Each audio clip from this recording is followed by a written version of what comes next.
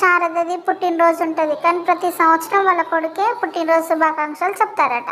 అయితే ఇంట్లో వాళ్ళు బర్త్డే విషయం చెప్దామంటే ఎవరు చెప్పకండి, ఫస్ట్ గగనే చెప్పాలి అని చెప్పేసి కొడుకు పుట్టినరోజు విషెస్ చెప్పాలని ఎదురు చూస్తూ ఉంటుంది.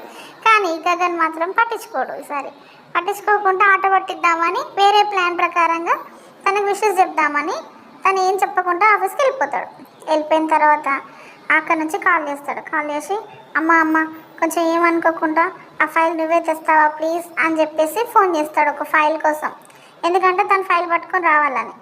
అని అంటే సరే అని చెప్పేసి వాళ్ళ అమ్మ ఒక ఫైల్ తీసుకొని వస్తుంది ఆఫీస్కి. వచ్చుకుంటా ఉంటుంది కదా, ఫైల్ తెమ్మడం తెలుసు కానీ చెప్పాల్సిన విషయం మాత్రం చెప్పడు అని చెప్పేసి అనుకుంటూ వస్తుంది. వచ్చేసరికి ఇక్కడ ఏముంది, ఆఫీస్లో ఉన్న వాళ్ళందరూ బొకేలు పట్టుకొని నిలబడతారు.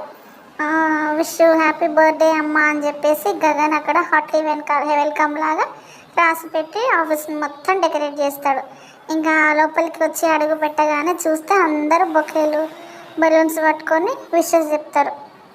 వచ్చినాక గగన్ కూడా వచ్చినట్టు కదా, పుట్టినరోజు శుభాకాంక్షలమ్మ అని చెప్పేసి గగన్ కూడా శారదకు చెప్తాడు. అప్పుడు శారద చాలా ఫీల్ అవుతుంది. ఇద్దరు చాలా హ్యాపీగా కేక్ కట్ చేసుకుంటారు. ఆఫీస్లోనే అందరు సెలబ్రేట్ చేస్తుండగా దూరం నుంచి ఆయన కేపీ ఉన్ను భూమి చూస్తూ ఉంటుంది. వీళ్ళని చూసి వీళ్ళిద్దరిని చూసి వాళ్ళు కూడా సంతోషంగా హ్యాపీగా ఫీల్ అవుతారు. తర్వాత అక్కడికి ఇక్కడికి అంతటా వాళ్ళ అమ్మని తిప్పుతూ ఉంటాడు.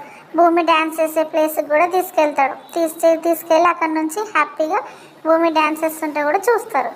అట్లా వాళ్ళ అమ్మ బర్త్డేని సెలబ్రేట్ చేస్తాడు గగన్. ఈ హ్యాపీనెస్ని చూసి కేపీ ఎలా రియాక్ట్ అవుతాడో ఏం జరుగుతుందో రేపటి ఎపిసోడ్లో చూద్దాం. ప్లీజ్ సబ్స్క్రైబ్ మై ఛానల్ అండి. బాయ్.